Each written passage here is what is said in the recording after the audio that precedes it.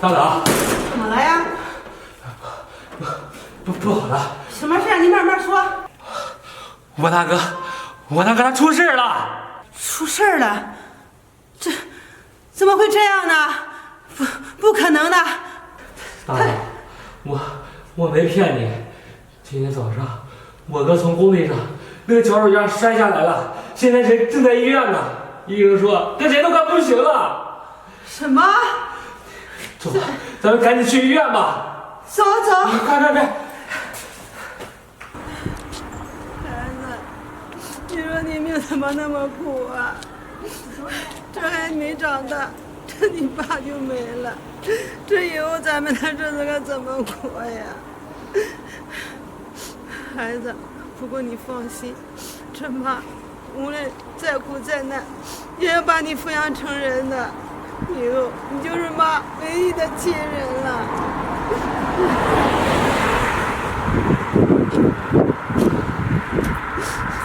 小白，这我可听说你大哥那赔偿款赔了不少钱呢。是啊，赔了200多万呢。你说这你是他弟弟，怎么样？这得分你份吧？我也是这样想的。小白，要不这样吧，咱现在就去我嫂子家，把那个赔偿金要回来。走。谁呀？小白，大哥，你怎么来了？我们来看看你。对，还有事想跟你说。是什么事啊？不请我们进去坐坐呀？来吧。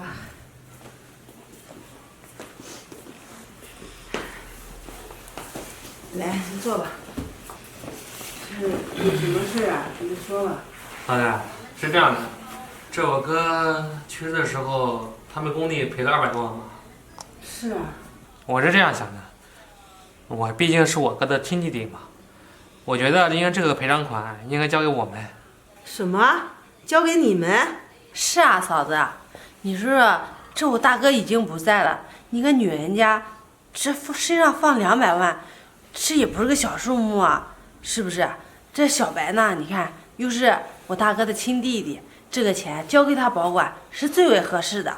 对，嫂子，这我哥毕竟已经去世了，你也不可能一辈子守寡吧？你要万一改嫁的话，你这200万带过去的话，那我们家不什么都没有了吗？所以这个钱啊，不能放你那儿，应该给我。这钱啊，我不会给你们的，我要留着给我的女儿。这她要长大，要上学，这哪都需要花钱呢。我这钱谁也不给。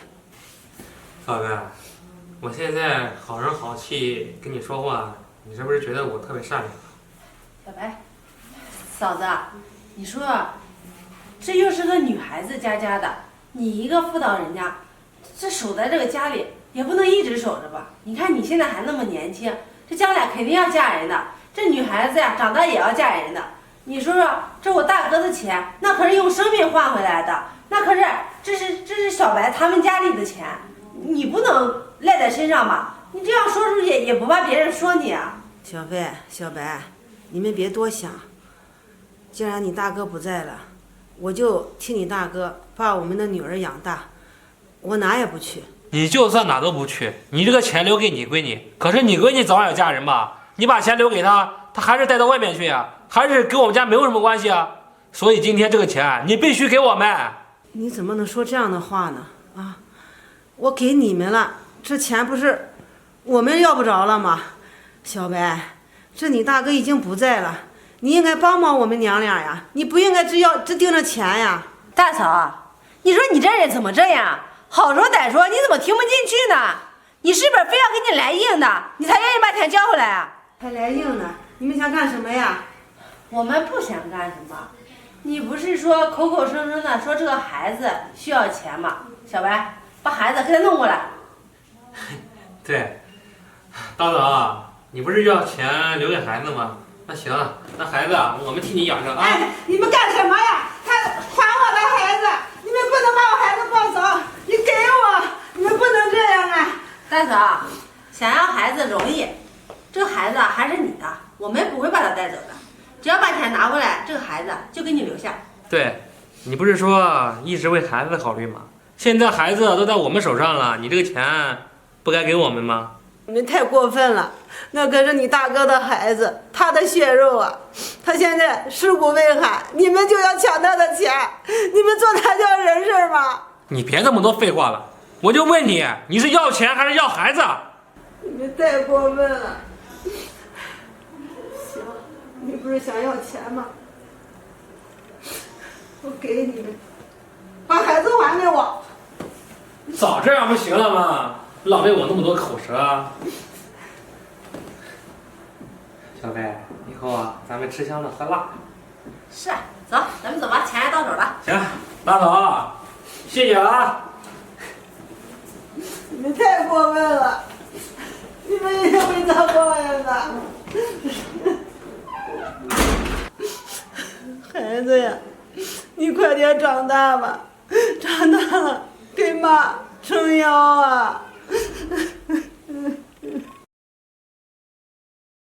小白，你说说你怎么得了这种病呀？小贝，我也不知道。小白，你放心，不管花多少钱，我都要把你这个病给你治好的。小贝，别傻了，医生说了，我这个病治好，最低需要40万呢。咱们家哪还有钱了呀？别治了，让我死了算了。小白，我不让你说这些傻话。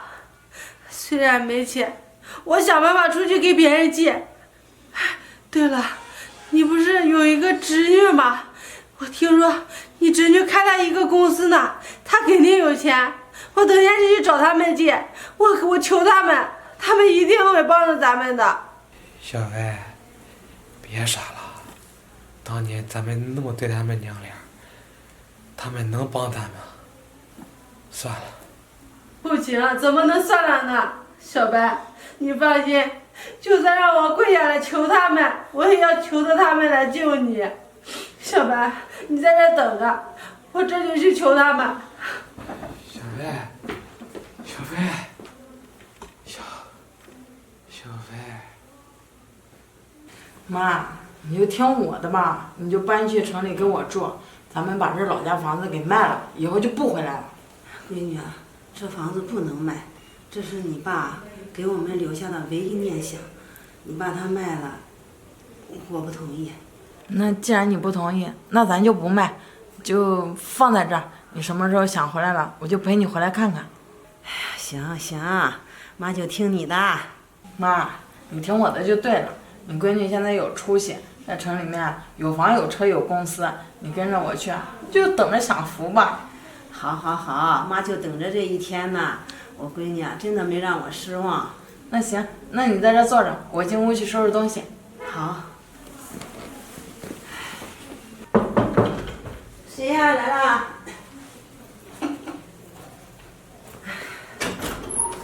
你怎么来了？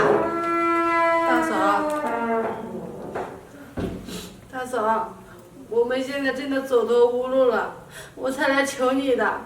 这小白他生病了，在医院住院呢，医生说想要治好这个病的话，要好几十万呢。大嫂，你就看在咱们这一家人的份上，你救救小白吧。小白生病了，他管我什么事儿啊？他现在有病了，没钱治了，你想起我来了。那当年你们是怎么对我的呀？大嫂，我知道当年是我们做的不对，但是你就看在我大哥的面子上，你就救救小白吧。小白可是他唯一的弟弟啊！如果你们再不救他的话，那我们真的是眼睁睁看着他去死啊！他死了也活该。自从你们把钱从我手里要回来那一刻起，咱们呀都没有任何关系，这是他的报应。大嫂，我知道当年是我们做的不对，但是你不能这样说呀，怎么就没关系呢？对，他不还有个小侄女吗？我听说这侄女开了一个公司，还挺大的，他肯定有钱，你救救他叔叔吧。呀，你可真够精明的呀！啊，这主意都打到我女儿头上了，没门儿，爱找谁找谁，我没钱。妈，你烦。我求求你了，我给你跪下了，大嫂。你别给我跪，你快起来！你来干什么？这个是小侄女吧？你小叔在医院生病了，你救救他吧！你如果不救他的话，他只有死路一条了。他死也是他活该。还有，他是谁叔叔啊？我不认识他。大嫂，你少来我们家装可怜！你们20几年前是怎么对我妈的？你别以为我不知道。你们当初那么对我妈，现在就是你们的报应。我告诉你，我现在什么都没有，就是钱多，可我不会帮你们的。大嫂，行，你们不愿意，那小白只能等死了。那我走了。等等，妈，你干嘛呀？他走就让他走啊！你是不是又心软啊？我告诉你，你千万别发这些善心，对他们来说没什么用的。像他们这种人就应该得到报应。闺女啊，如果咱见死不救的话，咱跟当年的他有什么区别呢？还有，他毕竟也是你的小叔啊，他跟你爸身上流的同样的血。闺女啊，咱就看在你爸的面子上，救救他吧。大美，我告诉你，我是看在我妈的面子上，我才答应出钱救你们的。谢谢大嫂，谢谢大嫂。还愣着干什么呀？走吧，带我们去医院。好好，走，去医院。